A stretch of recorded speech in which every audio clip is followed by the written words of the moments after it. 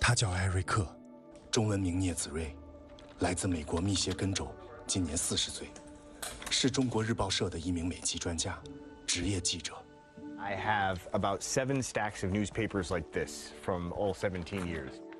Of course, I've written articles and I've done a lot of videos, with hundreds of millions of views.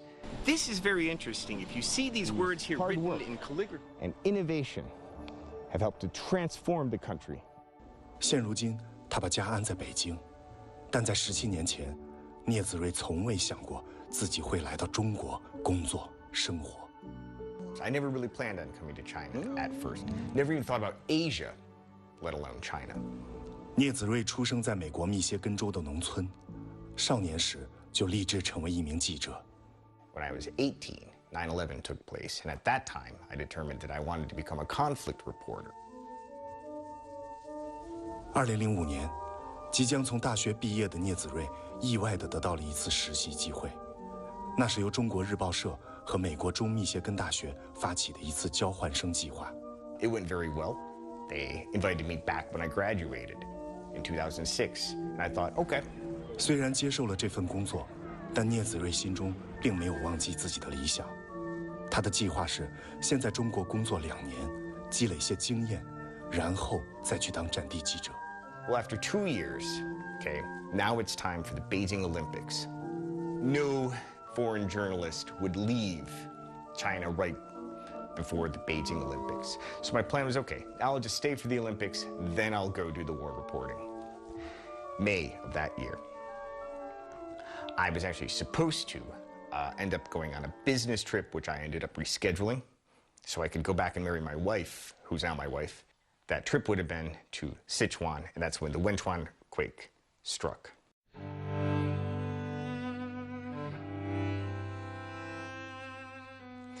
And that left me again with many questions of, butterfly effect, survivor's guilt, these sorts of things, very curious as to what would have happened if I had gone.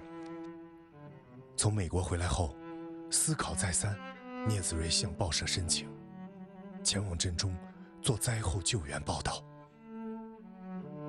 Making 15 trips, totaling more than 8 months in the quake zone. But what I saw was that China was able to achieve a miracle in terms of the rescue and the recovery. And I knew it was real because I was there on the ground and I was seeing it myself with my own eyes.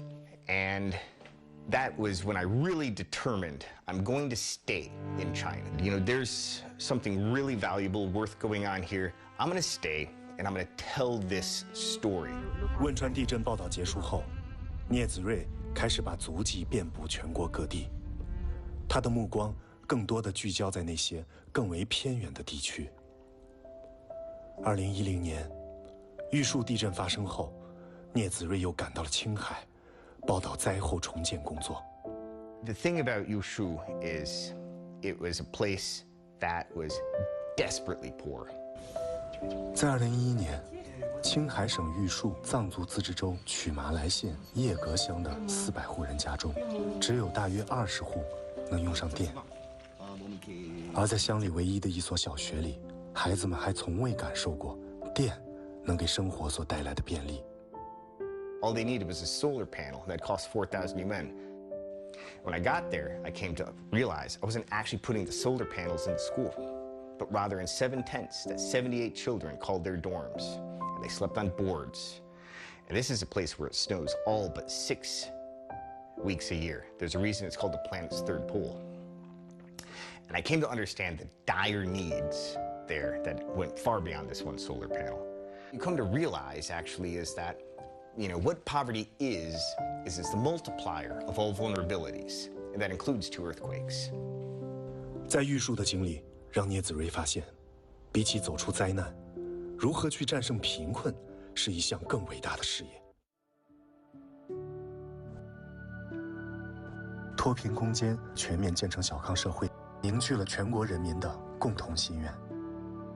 2012年，作为报社记者，聂子睿也代表中国日报社联合当地政府发起了一个公益项目，他们通过安装太阳能电池板，给更多高原上的学校送去了光明。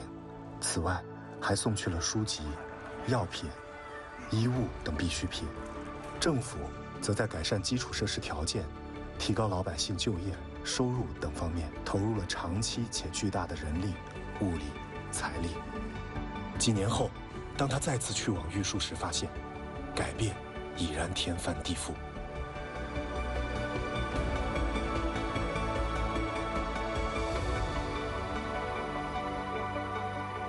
这些年，聂子睿从来没有停下过脚步，足迹遍布中国上百个贫困乡村、县镇，记录那里的人们为了摆脱贫困所书写下的故事。聂子睿觉得，中国的扶贫工作就像是个奇迹，一个他从来没有见过的奇迹。What China has done, its poverty alleviation, in terms of its development, is alleviate human suffering on a scale that nobody even thought possible. It is unprecedented in human history in scale, in scope, and speed. And as a human, all of us, whoever you are, wherever you are, should care about this. Chinese people, I think, should be very proud of this. Since I'm very happy to be here today, with you guys in particular, is I know that we, all of us, would have easily 这2年 100+ reasons. 聂子睿更多地穿梭在各种讲座和活动现场，分享他的经历和故事。他把自己在中国的所闻所见都记录了下来，写成了一本书。这本书被翻译成中文、意大利文等多个版本，销量出乎意料好。而比起销量，在聂子睿看来更有价值的是，许多外国人在看了之后，改变了对中国原有的看法。I live in the United States, and I'm a huge fan of Eric Nielsen's Closer to Heaven. So it was a great read and taught me a lot about China and give whoever reads it a different insight, different viewpoint into what China is like.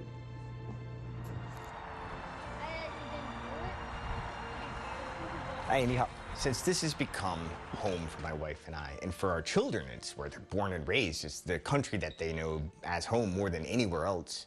Our children attend local school. You know, they're little blonde-haired, blue-eyed kids.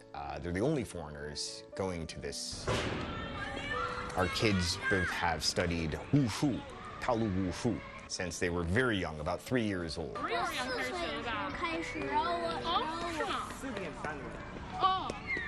And they also study Sanda, and they've inspired me to also start studying Sanda.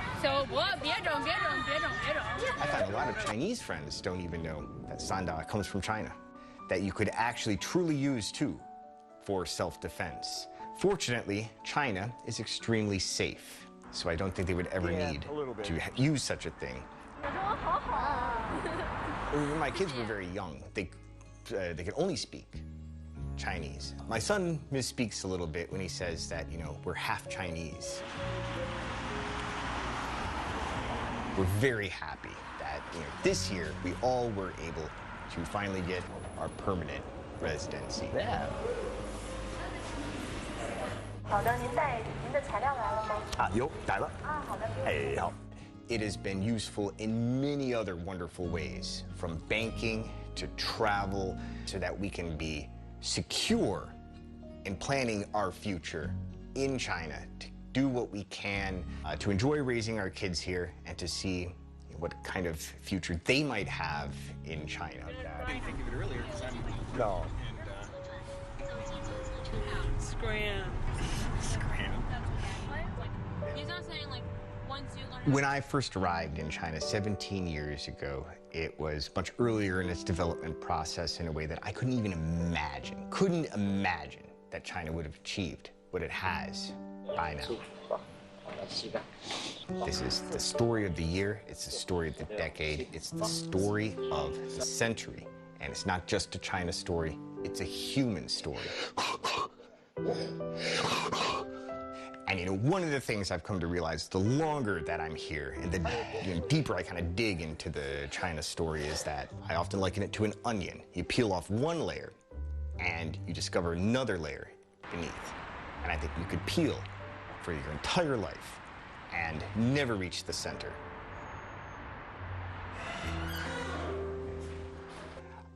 However, I plan to spend, hopefully, the rest of my life trying to get as close as I can. I am Eric Nielsen, and this is me and my Chinese story.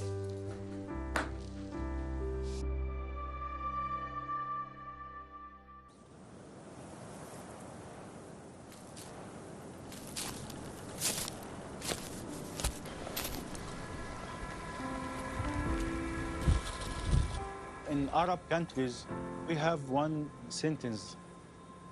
Even the knowledge or science in China, you should go to search about it.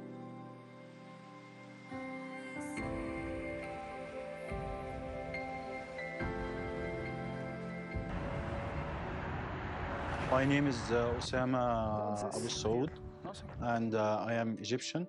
I am working here as associate professor in Xinjiang Institute of Ecology and Geography.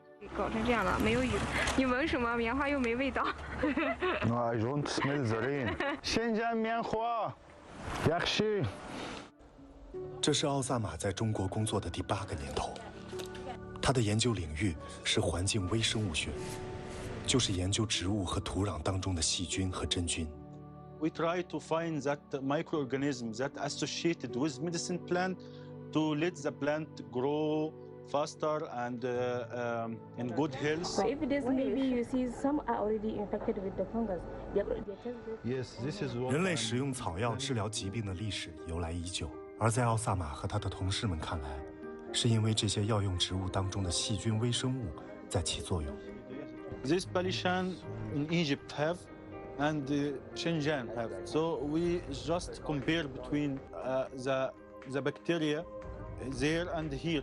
So we use this bacteria associated with medicine plant in order to make the economic crop better and growing in good condition. 如今，奥萨马正用自己在微生物研究领域的学术成果，在中科院新疆生态与地理研究所。 与同事们一道研究提高植物对原生环境的适应能力，而他与中国的缘分，要从2018年说起。At that time, I was a master student, and then I started thinking about China. At that time, not so many people going to study in China. It's so far and language, and we don't know about China too much. 为什么要去一个和埃及在语言、文化甚至饮食方面差异巨大的国家求学呢？一次偶然的发现，让他心中有了答案。And then I try to download many articles and many research articles and start writing my master thesis. I find that more than 60% or 70% of research articles come from China. I mean, this international publication all by English. I find that China growing in science so quickly and so fast. So this is inspired me. So I said, why? I should go and explore this environmental, explore China, explore science and technology, and learn from Chinese. 终于做出决定后，奥萨马向中国留学基金委员会申请了中国政府奖学金。随后，他顺利地得以在中国西北农民科技大学攻读博士学位。2012年，奥萨马顺利完成学业后返回了埃及，在母校苏伊士运河大学任职。2年后，一次偶然的机会，他接到了读博期间的同学李丽打来的国际电话。And she told me, "Do you want to come to China again?" I said, "Yes, okay. Where?" She told me Xinjiang. 这项让奥萨马再次回到中国的项目就是发展中国家杰出青年科学家来华工作计划。这是一带一路科技创新行动计划的重要人文交流项目，专门资助发展中国家45岁以下的杰出青年科学家来华工作。2013年以来，中国支持了超过1万名共建国家的青年科学家来华开展短期科研工作和交流。埃及作为最早加入共建“一带一路”倡议的国家之一，奥萨马也成为当年第一个成功通过申请的埃及青年科学家。就这样，从14年，那是13年申请，14年他就来了。从14年，然后到现在，就断断续续的各种项目，如科技部的项目、科学院的项目，就在这些项目的支持下，一直工作到现在。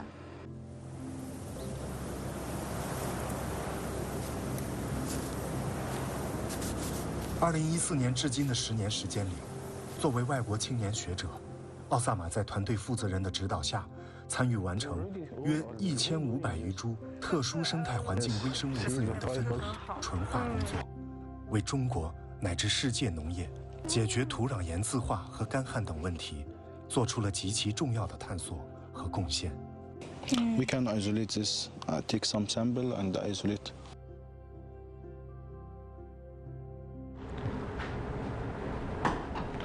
And we screen all of them for plant growth promotion, and then we applied this bacteria in the soil, I mean in the cotton, in the pot, under a greenhouse, at different salt concentration. And we already find some good bacteria that can help the plant to grow up better and at the same time resistant to some fungal disease. We already finished this project successfully last year. It was 2 years project, and we already published the paper in the SCI journal.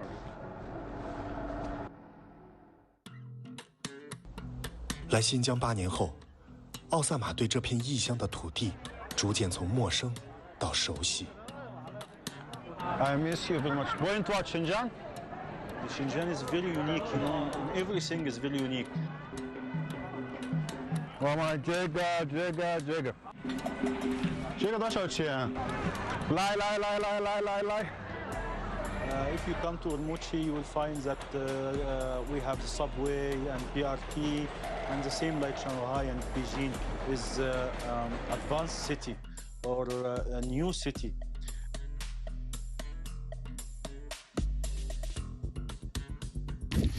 Easy. We are not hurry, okay?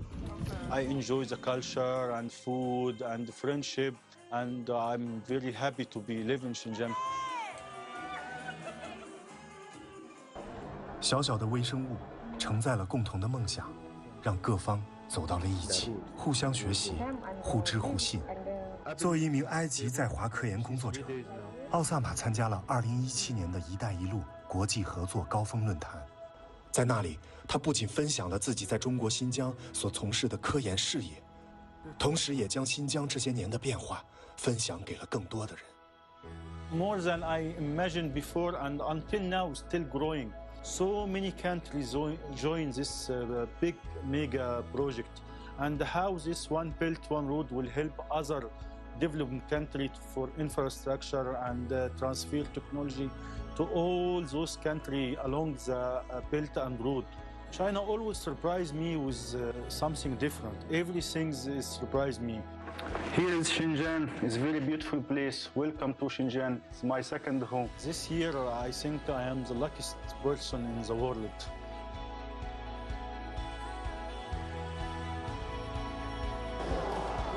Oh, wow. Thank you very much. 我现在我不是张标。My dream that I want to build that in my university in Egypt. I mean, exchange the student between China and Egypt. So this bridge will be for communication and also for research project and also for training. 我是奥萨马，我来自埃及，这是我和我的中国故事。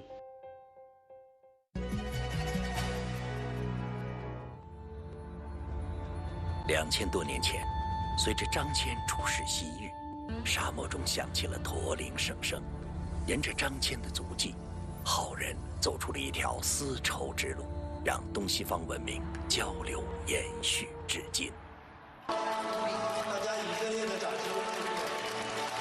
近日，文明的融合驼铃声响，丝绸之路艺术大展在北京民生现代美术馆开幕。